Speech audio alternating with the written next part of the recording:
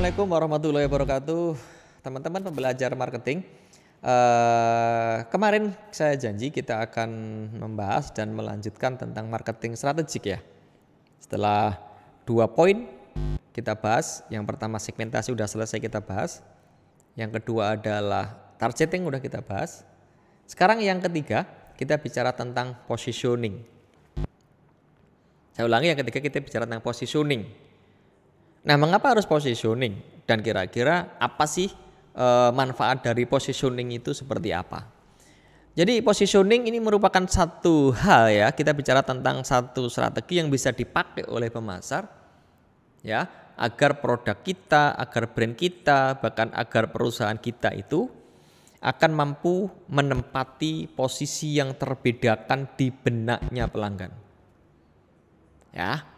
Tindakan merancang satu tawaran dari brand, dari perusahaan dengan tujuan brand kita, perusahaan kita itu akan mampu menempati posisi yang terbedakan di benak pelanggan. Pertanyaannya, mengapa harus bisa menempati posisi yang terbedakan di benak pelanggan?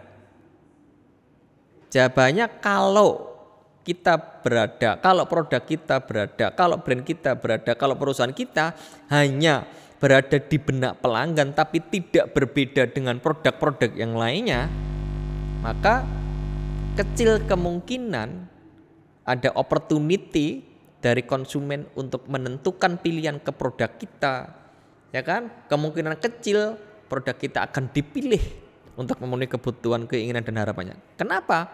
Karena produk kita, karena layanan kita itu tidak ada bedanya dengan para pesaing kita. Maka perlu merancang sebuah strategi positioning yang bagus. Kalau saya ibaratkan ini adalah benak pelanggan, ya kan? Benak pelanggan untuk lini produk tertentu ya. Karena apa yang kita ingat, apa yang ada di benak pelanggan kita itu kan terkotak-kotak sesuai dengan lini produknya itu apa. Ya, misalnya di lini produk tertentu, ya kan? Bisa jadi ini terbagi menjadi 4, ya kan? Sebentar, cut dulu. Mas, bingung? Saya kasih ilustrasi, kalau di benaknya pelanggan untuk lini produk tertentu saya buat kayak ginian, ya. Ini bisa terpecah jadi 4 atau bahkan lebih dari 4 kayak gini misalkan, atau tak pecah lagi kayak gini misalkan. Nah, prinsipnya positioning itu bagaimana brand kita, bagaimana perusahaan kita itu mampu menguasai benak pelanggan pada lini produk tertentu. Misalkan kita bisa menguasai 3 kotak ini misalkan, kita kuasai ini. Atau kita kuasai 4, atau kita kuasai 5, atau kita kuasai 6, atau kita kuasai secara keseluruhan. Berarti kalau kita semakin besar menguasai di lini produk tertentu itu, ya kita akan menjadi top of mind atau TOM. Kenapa? Karena tingkat awareness pelanggan itu sangat tinggi. Kan ada tingkatan kan kalau kita bicara tentang awarenessnya para konsumen itu kan, mulai dari yang pertama aware sampai ke yang terakhir adalah top of mind. Top of mind itu ya ketika orang sebut lini produk tertentu, langsung pertama kali yang disampaikan itu apa? Sering saya kasih ilustrasi, kalau saya bicara tentang AMDK, air mineral dalam kemasan, oke lah pertama kali yang kita sebut itu adalah Aqua. Kalau saya sebut tentang pompa air, ya pertama kali itu Sanyo. Padahal Sanyo tidak hanya pompa air juga tidak hanya Sanyo. Sanyo, kemudian Aqua, kemudian yang lainnya kan, itu kan berarti memang mampu menguasai benak kita, ya kan, untuk lini produk tertentu. Karena apa? Kenapa Sanyo bisa menguasai? Kenapa Aqua bisa menguasai? Ya karena dia berbeda dengan produk-produk yang lainnya. Berbeda itu bisa dalam kualitas, berbeda itu bisa dalam layanan, berbeda itu bisa karena memang dia sebagai pendatang baru atau pionir brand, pionir produk atau pionir brand. Cuma masalahnya menjadi pionir brand itu kan belum tentu dia akan bisa bertahan dan akhirnya dia akan bisa sebagai market leader. Banyak contoh loh ya, pionir brand tapi dia tidak mampu bertahan. Artinya kalau kita bicara di siklus dari hidup produk, dia tidak akan mampu bertahan cukup lama di tahapan maturity atau di growth-nya. Dia langsung decline. Ya, cuma memang banyak juga nih brand-brand, produk-produk dia sebagai market leader dan dia sebagai pionir brand dan akhirnya dia sampai sekarang masih bisa bertahan sebagai market leader. Ya karena memang dia bisa menguasai dan punya perbedaan dengan produk-produk yang lainnya. Di sisi yang lainnya ada mengatakan bahwa positioning ini adalah sebagai sebuah janji. Nah, bagaimana kita bisa membuat janji dan bagaimana kita bisa menepati janji ini? Kalau janji kita berbeda dengan janji para pesaing kita dan kita bisa menepatinya, ya kita akan menempati posisi yang terbedakan loh di benaknya pelanggan.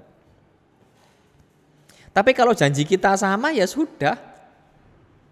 Hari ini mungkin akan pakai produk kita, besok akan pakai produk pesaing kita. Lusa kita nggak ngerti. Maka kalau kita membuat janji ya mestinya janji yang kita tawarkan itu adalah tidak pernah ditawarkan oleh orang lain. Dan kita bisa menepati janjinya itu loh ya. Jangan sampai kita membuat janji tapi ternyata kita nggak bisa menepati janji itu ya, sama dengan bohong. Akhirnya apa yang terjadi ya ketidakpuasan. Kalau saya punya produk, saya punya janji, gunakan produk saya, ya, gunakan produk saya, semua pekerjaanmu akan lancar. Gunakan produk saya punya bolpen, saya punya produk bolpen. Gunakan bolpen dari saya, kamu akan lancar itu. Bolpen akan bisa digunakan untuk tulis sampai sekian ribu kata misalkan. Enggak pakai tersendat-sendat misalkan. Itu kan janji sebetulnya. Kalau saya punya produk, gunakan motor saya, gunakan mobil saya, janji saya, motor saya, mobil saya ini paling hemat bahan bakarnya, itu kan janji. Kalau janji yang kita sampaikan itu berbeda dengan yang lainnya dan kita bisa menepatinya, ya maka posisi di benak kita itu akan bisa mendominasi untuk lini produk tertentu. Berarti disitulah akan terbentuk tentang positioning. Semakin kuat positioning berarti akan semakin kuat atau semakin tinggi opportunity orang untuk menentukan pilihan ke produk kita. Atau minimal orang akan mengadvokasi kepada orang lain. Ketika ada orang tanya untuk lini produk ini yang kamu rekomendasi produk yang mana, merek yang mana, atau perusahaan yang mana. Ini kalau kita bicara tentang positioning. Mengapa kita harus membangun sebuah merek kita, bagaimana kita harus membangun perusahaan kita agar punya positioning yang kuat. Karena persaingan yang sesungguhnya itu, ada yang mengatakan karena persaingan yang sesungguhnya itu tidak terjadi di pasar. Karena persaingan yang sesungguhnya itu terjadinya adalah di benak pelanggan. Makanya semua produk, semua merek, semua perusahaan itu rame-rame pengen menguasai benak pelanggan. Karena kan di situ ada black box yang harus dipecahkan. Kalau kita udah menguasai benak pelanggan ya kita tawarkan produk apapun is oke sih. Sekali lagi persaingan itu sesungguhnya terjadinya di benak pelanggan. Dimulainya dari benak pelanggan sampai nanti ke eksekusinya juga tergantung di benak pelanggan itu seperti apa. Nah, bagaimana menempati posisi tersendiri di benak pelanggan atau bagaimana strategi positioning itu? Ada beberapa cara yang bisa digunakan untuk membangun positioning agar kuat positioning kita. Yang pertama adalah memperkuat posisinya sendiri. Saya ulangi, yang pertama adalah memperkuat posisinya di benak pelanggan. Kita harus memperkuat posisi kita. Kita bisa memperkuat posisi dari brand kita, dari produk kita itu kan dengan melihat pada CA kita itu apa, competitive advantage kita itu apa. Apakah kita akan perkuat positioning kita itu pada kualitas produk, kemasan, layanan, harga, fasilitas, atau mungkin yang lainnya. Ya, kita boleh sih pilih satu. Yang akan kita tanamkan di benak pelanggan bahwa produk saya adalah produk yang paling murah dibandingkan dengan para pesaing. Silahkan. Kita akan perkuat posisi produk kita bahwa produk kita ya ini adalah produk yang paling awet di antara para pesaingnya. Silahkan. Kita akan tanamkan produk kita ini adalah produk yang memiliki daya tahan yang paling bagus dibandingkan dengan para kompetitor kita. Oh, di toko saya ini kan layanannya yang paling bagus misalkan, ya silahkan. Ya kan? Apapun yang akan diambil sebagai keunggulan kompetitif itu harus kita perkuat. Sehingga kalau ada orang bertanya, ada orang mengatakan toko yang paling murah, orang kan ketemulah jawabannya di situ. Ketika ada orang mengatakan toko yang paling bagus layanannya, oh akan ketemulah merek A, toko A. Ketika ada orang mengatakan produk yang paling awet untuk lini produk tertentu, akan ketemu satu jawaban yang sama. Itu berarti kita berhasil memperkuat posisi kita di benaknya konsumen. Yang pertama. Yang kedua, bagaimana kita bisa mencari dan merebut posisi baru yang belum ditempati. Tadi di awal ya, kemarin ya, ketika kita bicara tentang segmentasi, targeting, kan tidak semua itu akan terpenuhi kebutuhan dan keinginannya. Nah, berarti kita akan mencari posisi baru yang mungkin belum ditempati oleh para pesaing-pesaing kita masuk ke situ. Kita masuk ke situ. Itu yang kedua. Yang ketiga adalah dengan melakukan repositioning, dan yang keempat dengan melakukan kelompok-kelompok eksklusif. Ya kan? Sebagai ilustrasinya kan kayak gini. Ya, nanti kita diskusi di kelas yang lain ya. Nah, Hertz ini adalah perusahaan rental mobil terbesar di dunia. Pesaing terdekatnya adalah Avis ya. Nanti teman-teman bisa cek juga. Nah, ketika Avis ini mengalami kesulitan untuk mengambil alih positioning dari Hertz dari benaknya pelanggan, ya jangan dipaksakan. Dan yang terjadi memang tidak dipaksakan. Avis tidak memaksakan, tapi Avis justru membangun sebuah positioning dari layanannya, dari servisnya, dan dia katakan bahwa kami perusahaan rental mobil nomor 2 di dunia. Karena bagi Avis memang sini ada posisi yang belum ditempati. Yang ditempati itu baru perusahaan rental mobil nomor 1, tapi yang nomor 2 belum ada, nomor 3 belum ada, maka nomor 2 diambillah sama Avis. Ya kan? Berikutnya misalkan minuman bersoda, ada Coca-Cola misalkan. Yang sering saya sebut dan saya jadikan contoh Aqua misalkan.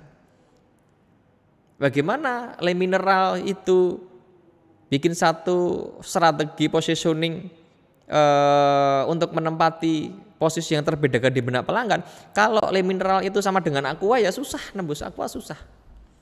Karena saking kuatnya Aqua, dia sebagai pionir brand ya sekarang dia sebagai market leader digandeng Danone lagi.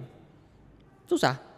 Maka memang harus mencari posisi yang terbedakan, harus mencari posisi yang memang belum ditempati oleh orang lain.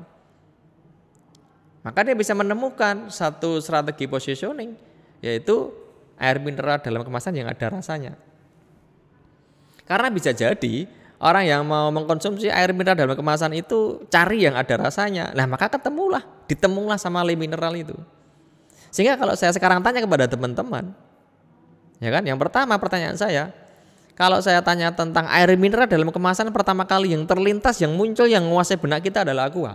Tetapi pertanyaan yang kedua, kalau saya tanya air mineral dalam kemasan yang ada rasanya, maka yang pertama kali muncul itu adalah Le Mineral. Berarti Le Mineral mampu menempati posisi tersendiri di benak pelanggan untuk AMDK yang ada rasa manisnya misalkan. Ya kan, berarti memang harus ada strategi lain untuk memperkuat positioning kita. Ada Sanyo, ada Honda dan lain sebagainya. Case kasus nanti kita bisa diskusikan bareng-bareng, bisa kita diskusikan di kelas offline. Itu teman-teman yang bisa saya sampaikan untuk materi positioning. Mudah-mudahan apa yang saya sampaikan bisa dipahami teman-teman semuanya. Dan saya terbuka bagi teman-teman yang ingin berdiskusi tentang materi kuliah, terutama materi hari ini tentang positioning. Silahkan kapan-kapan kita bisa diskusi lagi tentang materi ini. Ini yang bisa saya sampaikan. Terima kasih atas perhatiannya. Mohon maaf atas segala kesalahan dan kekurangan. Saya akhiri, tetap semangat dalam belajar. Assalamualaikum warahmatullahi wabarakatuh.